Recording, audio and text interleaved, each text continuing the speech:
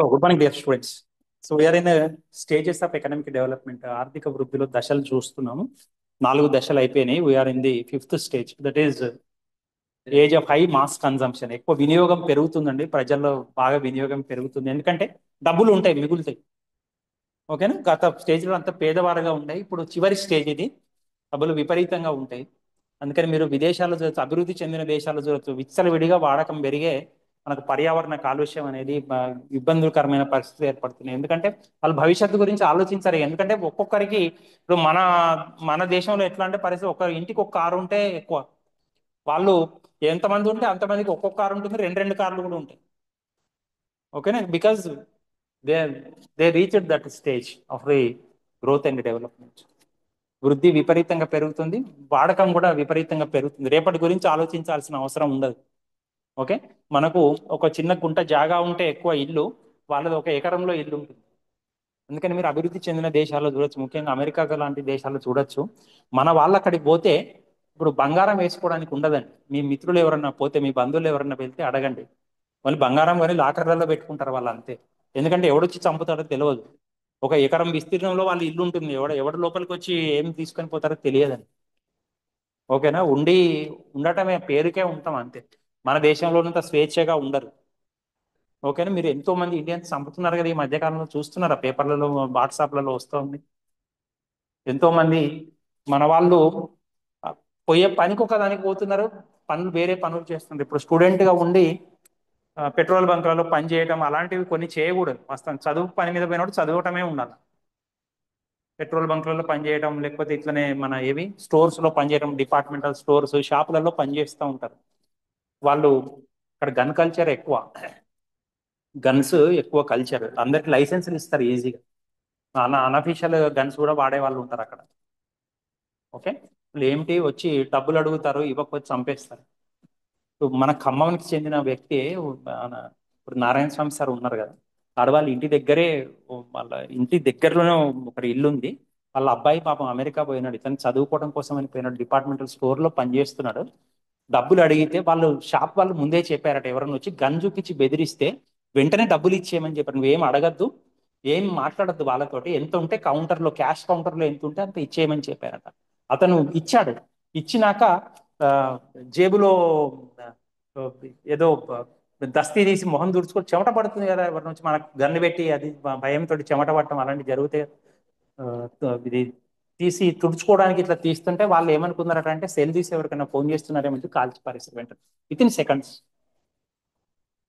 అట్లా మీకు అలాంటి పరిస్థితులు ఉంటాయి. మీరు వివిధ దేశాల్లో గమనించవచ్చు. బాగా అభివృద్ధి చెందిన దేశంలో జనాభా తక్కువ, ఏరియా ఎక్కువ, ఇల్లు చాలా దూరంలో ఇల్లు ఉంటాయి. ఇక్కడ ఒక ఇల్లు ఉంటే ఇంకో ఇల్లు చాలా దూరంలో ఉంటుంది. పక్కింటోడు ఏం చేస్తున్నాడో మనకు తెలియదు. అదే మన దేశంలో ఎట్లుంటే, ఇల్లు ఆనుకొని ఉంటాయి. పక్కింట్లో గొడవ అయితే మనం మంచిగా పోయి వింటుంటాం. మొగుడు పిల్లం కొట్లాడుకుంటున్నారా, లేకపోతే తండ్రి కొడుకు కొట్లాడుకుంటున్నారా ఏందని. విదేశాలు అట్లా ఉండదండి. ఒకరి ఇంట్లో ఏం జరుగుతుందో తెలియదు. ఓకేనా? వాడు వచ్చి మొత్తం చంపి, అందరినీ చంపి వరకు మనకు వాసన వచ్చే వరకు తెలియదు ఇంట్లో. ఆ శవాల వాసన 2-3 రోజుల తర్వాత బయటకు వచ్చే వరకు తెలియదు. ఓకే, సో అట్లా. So rise in consumption will be there, shift to services. మనకు 2 రకాలుగా ఉంటాయండి సమాజంలో. వస్తువులు ఉంటాయి, సేవలు ఉంటాయి. వస్తువు అంటే ఏంటి, సేవ అంటే ఏంటి? What is the difference between product and service? సేవ అంటే అవి సేవ అన్నట్టు. వస్తువు అంటే మరి ఆ? వస్తువు కంటికి కనిపిస్తూ మన అవసరాన్ని తీరుస్తుందండి. ఇప్పుడు ఈ జామకాయ ఉంది, నీకు కంటికి కనిపిస్తున్నదా? You can see it, it is visible. So product you can see, you can touch it. కానీ సర్వీస్ నీకు కంటికి కనిపించకుండా నీకు సంతృప్తి కలిగిస్తుంది. ఇప్పుడు చూడండి, స్విచ్ ఉన్నది, కంటికి కనిపిస్తుందా అండి? దీంట్లో నేను స్విచ్ చేయగానే ఫ్యాన్ తిరుగుతుంది, గాలి వస్తుంది, మీకు ఆ సేవ. గాలి అనేది నీకు కంటికి కనిపిస్తుంది. మీకు ఇంట్లో గ్యాస్ సిలిండర్ ఉంది, సిలిండర్ ను చూస్తావు, దాంట్లో ఉన్న గ్యాస్ని చూస్తావా? సో సేవ కంటికి కనిపించదు, కానీ నీ అవసరాన్ని తీరుస్తుంది. It is invisible, but it will satisfy your needs. But product is visible. వస్తువు నీ కంటికి కనిపిస్తూ నీ అవసరాన్ని తీరుస్తుంది, సేవ నీ కంటికి కనిపించకుండా నీ అవసరాన్ని తీరుస్తుంది. నువ్వు ఇప్పుడు ఈ అమ్మాయి చెప్పినట్టు జ్వరం వస్తేనో, లేకపోతే ఇంకో అవసరమైతేనో హాస్పిటల్కి వెళ్తాము. అక్కడ డాక్టర్ ఇచ్చే ట్యాబ్లెటో లేకపోతే ఇంజెక్షనో కంటికి కనబడుతుంది. కానీ అది ఇంజెక్షన్ తీసుకున్నాక నీకు వచ్చే రిలీఫ్ నీకు కంటికి కనబడుతుందా? నీకు వచ్చే ఉపశమనం కనబడుతుంది కదా, అది కంటికి కనపడుతుందా నీకు? You cannot see but you can feel. అది నీకు మనసుకు తెలుస్తుంది, మనసుకు మాత్రమే తెలుస్తుంది. మీ అమ్మనో నాన్ననో మీకు అందించే సేవ ఎంతో. మీరు చిన్నప్పటి నుంచి మీకు ఒంటికి బట్టలు వేసుకోలేని స్థితిలో నుంచి ఈ స్థితికి మీరు వచ్చారు అంటే వాళ్ళు ఎంత సేవ చేస్తుంటే మీకు ఈ స్థితిలో ఉన్నారు మీరు. వాళ్ళు అందించిన సేవ మీరు చూడగలుగుతారా? అది మీరు చూడలేరు, కేవలం మనసుకు మాత్రమే తెలుస్తుంది మీరు ఎంత సేవ చేస్తే మనం ఈ స్థితిలో ఉన్నాం. ఓకే, బట్ ఎట్లనైతే అట్లా ఉన్నాయో సర్వీస్ సేవల రంగం మీద ప్రాముఖ్యత అనేది పెరుగుతుంది. సేవలు ఎక్కువగా ప్రాధాన్యతను సంతరించుకుంటాయి. అంటే సేవలు అంటే హోటల్ ఇండస్ట్రీస్ కావచ్చు. ఇప్పుడు చూడండి, బాగా డబ్బులు ఎక్కువైతే ఏం చేస్తారు? ఇక ఇంట్లో వండుకోవడం బంద్ చేస్తారు. వారానికి 2-3 రోజులన్నా బయట నుంచి తెప్పించుకుంటారు. స్విగ్గీ, జొమాటో ఆర్డర్ ఇచ్చి తింటూ ఎంజాయ్ చేస్తారు. మీకు హైదరాబాద్ లాంటి సిటీలలో ఏంటి, వీకెండ్ పార్టీస్ ఉంటాయి. శనివారం ఆదివారం 2 రోజులుగా సెలవులు.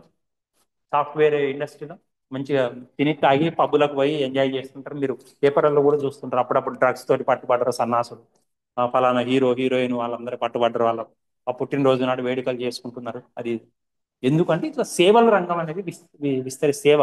హోటల్ రంగం, రెస్టారెంట్ రంగం అవి కంటికి కనిపించవు సేవ అనేది, వాళ్ళు అందించే సేవ. But it will satisfy your needs. Okay, then సామాజిక సంక్షేమంపై దృష్టి ఎక్కువ. Government will spend much money and social sector. ఇప్పుడు మీరు అందరికీ స్కాలర్షిప్స్ వస్తూనే ఉన్నాయి కదా, దట్ ఈజ్ సోషల్ సెక్టర్. ప్రభుత్వమే ఎక్కువ ఖర్చు పెడుతుంది డెవలప్మెంట్ కోసం. కానీ అన్ని రంగాల అభివృద్ధి చెందాలి. మాస్ కన్జంప్షన్, పెద్ద ఎత్తున వినియోగం. ఇప్పుడు ఒక 2-3 రోజుల క్రితమే నేను పేపర్లో చూశాను, ఈ లాస్ట్ ఇయర్ లేదా ఈ ఇయర్ ఇప్పటి వరకు 2 వీలర్స్ కంటే కూడా 4 వీలర్స్ కొనే వాళ్ళ సంఖ్య రేట్ ఎక్కువ పెరిగిందంట. మీరు ఎవరైనా పేపర్ చూసారో లేదో నాకు తెలియదు. కార్ల వినియోగం 60% పెరిగితే బండ్ల వినియోగం 2 వీలర్స్ 10% పెరిగింది. 10% కూడా కాదు. అంటే ప్రజల దగ్గర డబ్బులు ఎక్కువ అయిపోయి, ప్రజల దగ్గర ఎక్కువ ఉన్నా లేకపోయినా ఇవాళ రేపు ఏంటి, మీకు ఎకనామిక్స్ లో ఒక టాపిక్ ఉంది, ఒక కాన్సెప్ట్ ఉంది, డెమాన్స్ట్రేషన్ ఎఫెక్ట్ అంటాం. అంటే ప్రదర్శన ప్రభావం అంటాం. పక్కోడుకుంటే నాకు ఉండాలంతే, నాకు స్తోమత ఉన్నా లేకపోయినా. పక్కోడు 5 లక్షలు పెట్టి అమ్మాయికి పెళ్లి చేస్తే నేను 10 లక్షలు పెట్టాలి. నా దగ్గర ఉన్నా లేకపోయినా నాకు సంబంధం లేదు. వాడు అట్లా చేశాడు కాబట్టి నేను కూడా అట్లా చేయాలి. That's all. ఓకే, సో ఆ విధంగా మనం మాస్ కన్జంప్షన్, పెద్ద ఎత్తున వినియోగం అనేది పెరుగుతుంది. దెన్ ఇండివిజువల్ డిస్క్రిప్షన్, వ్యక్తికి వ్యక్తికి ఆలోచన అనేది మారుతుంది కదండి. నాకు ఈ షర్ట్ నచ్చచ్చు, మీకు సార్ ఏంటి బిత్తిరి షర్ట్ వేసుకున్నాడు అనిపించవచ్చు. We do not know. Okay, individual description అంటాం, వ్యక్తిగత విచక్షణ అంటాం. ఓకేనా? సో ఆ విచక్షణ అనేది పెరుగుతుంది ప్రజలలో, ఏది మంచి ఏది చెడు. అట్లనే ఇంట్లో కూడా ఒకరికి నచ్చింది ఇంకొకరికి నచ్చకపోవచ్చు. ఎవరికి నచ్చింది వాళ్ళు ఆర్డర్ చేసుకుంటారు. ఇప్పుడు నేను సుమాటోనో స్విగ్గీనో అన్నా కదా, ఇప్పుడు కొడుకేమో నాకు ఇడ్లీ తింటా అనొచ్చు, తండ్రి నేను ఇడ్లీ కాదు పూరి తెప్పించుకుంటా అనొచ్చు. So the individual description will change. Okay, so ఆ విధమైన మీరు గమనించవచ్చండి. So that's all. These are the various stages of economic development, economic growth. 5 రకాల దశలు ఉన్నాయని మనం అనుకున్నాం. 5 రకాల దశలు ఏమేమి అనుకున్నాం? First, traditional society, Rostow's 5 stages model. Rostow 1960లో ఒక బుక్ రాశాడని చెప్పాను. సో అందులో ఐదు దశలు ఉన్నాయి. Traditional society, pre take off, then drive to maturity, then last stage of high mass consumption, ఎక్కువ వినియోగం అనేది పెరుగుతుంది. So in this subject this is the last topic, that is types of growth strategies. వృద్ధి పెంచుకోవాలి అంటే రకరకాల వ్యూహాలు ఉంటాయండి. పెంచుకోవాలి అంటే అవి ఏమి రకాల వ్యూహాలు అంటే, విస్తరణ. విస్తరణ అంటే చూడండి, బ్రాంచ్లు పెట్టుకుంటారు కదండి. ఇప్పుడు మీకు ఏది డిమార్టే ఉందనుకోండి, ఖమ్మంలో డిమార్ట్. మీ అందరు పోయినారా? పోయిన వాళ్ళు ఎవరైనా ఉన్నారా డిమార్ట్తో? వెరీ గుడ్, మంచిగా ఉందని అర్థం. పెద్ద పెద్ద షాపింగ్ మాల్ దగ్గర కొన్ని చిన్న వాళ్ళని ప్రోత్సహిస్తున్నావా? ఇప్పుడు డిమార్ట్ దేశవ్యాప్తంగా ఉన్నాయి, దానికి బ్రాంచ్. అంటే they are not confined to a particular area. Throughout the country DMart franchise spread out. అట్లా దాన్ని మనం ఏమంటామంటే విస్తరణ. ఒకటే చోట కాదండి, రకరకాల ప్రదేశాలు. ఇప్పుడు చెన్నై షాపింగ్ మాల్ కావచ్చు, సౌత్ ఇండియా షాపింగ్ మాల్ కావచ్చు, వాటికన్నా వెళ్ళావా? మోర్కు పోయినావా?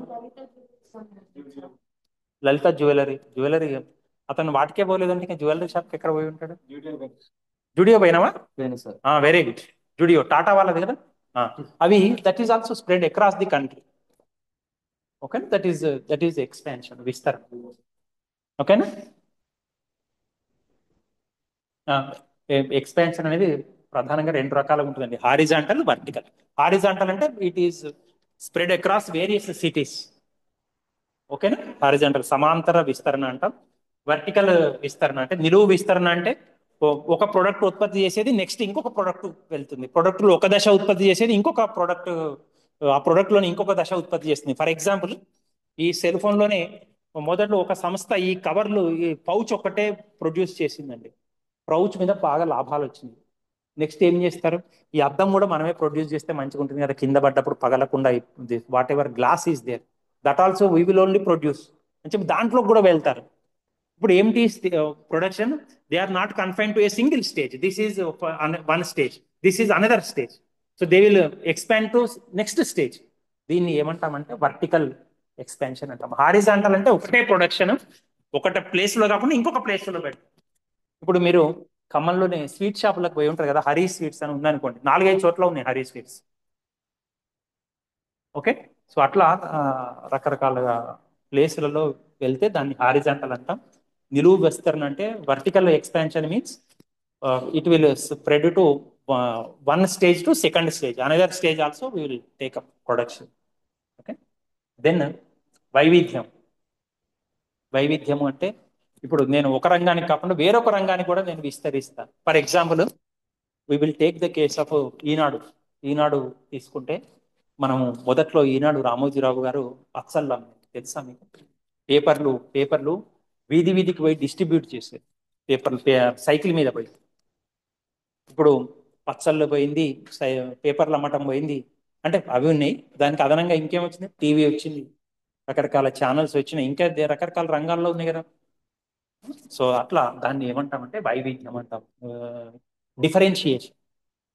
ఒకటే ఒక రంగం కాదు, ఒక రంగానికి పరిమితం కాలేదు, ఎన్నో రంగాలు. ఇప్పుడు ఇతను అన్నట్టు జూడియో, టాటా వాళ్ళది తీసుకోండి, ఎన్ని రంగాలు, చిన్న గుండు సూది మొదలుకొని పెద్ద ట్రాక్టర్ల వరకు ఉన్నాయి ట్రాక్టర్, మన టాటా ప్రొడక్షన్స్. ఓకే. ఎన్నో రంగాలకు వెళ్తుంది. That is differentiation, diversification. ఇంకా క్లియర్గా చెప్పాలంటే డైవర్సిఫై అంటాం. రకరకాల రంగాలకు విస్తరిస్తాం, ఒకటే రంగం కాదు. ఓకే. ఇది it may be related diversification ఉంటుంది, టోటల్లీ అన్రిలేటెడ్ డైవర్సిఫికేషన్ ఉంటుంది. ఇప్పుడు నేను చెప్పింది, ఇప్పుడు టాటా వాళ్ళది తీసుకుంటే రిలేటెడ్ ఉన్నాయి, అన్రిలేటెడ్ ఉన్నాయి. రిలేటెడ్ అంటే ఇప్పుడు టాటా వాళ్ళది ఫర్ ఎగ్జాంపుల్ సబ్బు తీసుకోండి, అది ఉన్నదో లేదో నాకు తెలియదు కానీ చెప్తున్నాను. సబ్బు ఆ, కొన్ని కంపెనీలు ఏం చేస్తాయి, సైజులు మారుస్తుంటాయి, లేదా పేర్లు మారుస్తుంటాయి. లక్స్ ఉన్నది అనుకో, దాని తర్వాత ఇంకొక పేరు, సంతూర్ ఉంది అనుకో, అదే కంపెనీ సంతూర్ కాకుండా ఇంకొక టైప్ కూడా అమ్ముతాయి. దాన్ని దట్ ఈజ్ రిలేటెడ్ డైవర్సిఫికేషన్. అట్లా కాకుండా అన్రిలేటెడ్ డైవర్సిఫికేషన్ అంటే సబ్బులతోటి కాకుండా సంబంధం లేకుండా, ఇప్పుడు నేను చెప్పినట్టుగా బ్లేడ్లు అమ్మటం, లేకపోతే మామూలు బుక్స్ కాకుండా అసలు స్టేషనరీ, ఇవన్నీ స్టేషనరీ, బుక్స్ కానీ పెన్స్ కానీ, దే ఆర్ స్టేషనరీ. స్టేషనరీ మాత్రం ఏమంటే total this is electronics, electricals and electronics రంగం. ఒకదానికో దానికి సంబంధం లేదు, that is unrelated diversification. Okay. సంబంధం లేని వైవిధ్యం, సంబంధం కలిగిన వైవిధ్యం, అట్లా ఉంటుంది. Okay. Then then joint venture. Joint venture అంటే ఏంటంటే ఇద్దరు, జాయింట్ అంటే ఏంటి, ఇద్దరు. ఇక్కడ జాయింట్ వెంచర్ అంటే ఇద్దరు, ఒకరు కాకంటే ఎక్కువ మంది కలిసి సంస్థను స్థాపించుకుంటారు. నువ్వు ఒక్కనివే అయితే ఏం లాభం. ఇప్పుడు మనం సినిమాలలో చూస్తుంటాం, విలన్లు ఏంటి, హీరోని కొట్టాలంటే ఒక్కడు కాదురా, మన ఇద్దరం కలవాలని చెప్పి ఇద్దరు కలిసి ఇద్దరు సన్నాసులు అయిపోతారు హీరో చేతులు, అది వేరే విషయం. కానీ నిజ జీవితంలో మాత్రం ఒక్కడు కాదు, ఇద్దరం, రెండు సంస్థలు కలిస్తే ఇంకెక్కువ లాభాలు సంపాదించుకోవచ్చు. నీకు నాకు పోటీ వద్దురా. ఇప్పుడు సినిమాల్లో అనుకుంటారు కదా విలన్లు, అరే ఆ ఏరియా మొత్తం నువ్వే చూసుకో, నీ ఏరియాకు నేను రాను, నా ఏరియాకు నువ్వు రావద్దు. So like that, joint ventures will be there. Okay, more than two firms will join together and they will enjoy the business. They will expand the business. Okay. Then విలీనం, మెర్జర్. విలీనం అంటే ఏమిటండి, ఒకరు కలిపేసుకోవటం. ఒక పెద్ద సంస్థ వచ్చి చిన్న సంస్థను తీసేసుకుంటుంది. ఓకే. ఇప్పుడు మీరు ఎన్నేళ్ల క్రితం, ఒక 10 ఏళ్ల క్రితం మీకు తెలుసో లేదు, ఎస్బిహెచ్ అనేది స్టేట్ బ్యాంక్ ఆఫ్ హైదరాబాద్ అని విన్నారు. ఒకప్పుడు ఎస్బిహెచ్ ఉండేది, ఇప్పుడు అదంతా ఎస్బీఐలో కలిసిపోయినాయి కదా. స్టేట్ బ్యాంక్ ఆఫ్ రకరకాల ఉండే, State Bank of Punjab, State Bank of Gujarat, State Bank of Tamil Nadu, ఇట్లా వేరే వేరే ఉండే. All are merged in State Bank of India. అన్ని ఒకటే దాని కిందకి వచ్చేసింది. సో దాన్ని మనం విలీనము. రెండు లేదా అంతకంటే ఎక్కువ సంస్థలు కలిసి ఒకటే సంస్థగా ఏర్పడుతుంది. ఓకే, సో ఇది కూడా సేమ్ ఇట్లానే ఉందండి. Horizontal merger, vertical merger. Horizontal merger అంటే సేమ్ బిజినెస్ చేస్తూనే ఒక దగ్గరికి వస్తుంది. వర్టికల్ మెర్జర్ అంటే డిఫరెంట్, ఒక ఉత్పత్తితో సంబంధం లేకుండా వేరే వేరే వాటిలలో పనిచేస్తున్న సంస్థలు కూడా they will combine together. They are not involved in same kind of production, similar kind of production. They work in diversified industries, diversified sectors, but they combine together and form a new company, or a single company will take over other businesses also. Okay, తర్వాత ఉప contract. ఉప contract అంటే ఏమిటండి? Sub contract ఇంగ్లీష్లో. ఉప contract అంటే ఏమిటంటే, ఇప్పుడు ఖమ్మం నుంచి కోదాడ రోడ్డు ఉంది కదా, ఇప్పుడు కొత్త రోడ్డు వేశారు కదా 2 ఏళ్ల క్రితం. అది మెయిన్ కాంట్రాక్టర్ ఒకరు ఉంటారు, అతని గవర్నమెంట్ అప్పచెప్తుంది. అతను ఏం చేస్తాడు? అతనికి టైం ఇస్తారు, ఈ డిసెంబర్ లోపల పూర్తి చేయాలి, ఏమైనా పెండింగ్ పనులు ఉంటాయని. అతనికి ఏమైనా వేరే పనులు ఉండి అతను చేయలేకపోతున్నాడు అనుకోండి, అతను ఏం చేస్తాడు? అందులో కొంత పార్ట్ ఇంకొకరికి ఇస్తాడు. అరే బామ్మరిదో బావనో ఇంకెవరు ఉంటారు, ఫ్రెండ్స్ ఉంటారు. దాని ఈ బిట్టు నువ్వు ఇక్కడ నుంచి, ఇక్కడ నేలకొండపల్లి నుంచి దగ్గర నుంచి కోదాడ వరకు నువ్వు చూసుకో, నేలకొండపల్లి నుంచి ఖమ్మం నేను వేసేస్తాను, వర్క్ మిగిలిన పెండింగ్ వస్తే ఐ విల్ ఫినిష్. దాన్ని ఏమంటామంటే ఉప కాంట్రాక్ట్ అంటాం. కొంత మనకి ఇచ్చిన కాంట్రాక్ట్ ఇంకొకరికి అప్పచెప్తాం, కొంత కొంత పని. ఇప్పుడు ఫర్ ఎగ్జాంపుల్, ఇప్పుడు దీంట్లో 2 యూనిట్స్ ఉన్నాయి కదా మీకు సబ్జెక్ట్లో. ఒక యూనిట్ నేను చెప్తాను, ఒక యూనిట్ సార్ చెప్పినట్టు అనుకుంటే, నాకు ఇచ్చిన పని నేను చేయలేక ఇబ్బందులు ఉండి ఇంకొకరికి కూడా అప్పచెప్తాను, I will share it. So that is sub contract. So ఇన్ని రకాలుగా మనం ఇది అభివృద్ధి అనేది మనం చేసుకోవచ్చు అండి. ఇవన్నీ these are the different kinds of what you call growth, growth strategies, వృద్ధి వ్యూహాలు. ఓకే, సో దట్స్ ఆల్ అండి. ఇంతవరకు ఇవేనండి మీ సిలబస్. మీకు గత క్లాసులు అన్నీ కూడా నేను యూట్యూబ్లో అప్లోడ్ చేశాను, అవి చూసుకోవచ్చు. ఇప్పటిది కూడా ప్రెజెంట్ క్లాస్ ఆల్సో నేను ఇంతకు ముందే రికార్డ్ చేసింది కూడా సార్కి పంపించేసాను, మీ గ్రూప్లో పెట్టేస్తాను. Okay, so thank you very much dear students. Okay, right.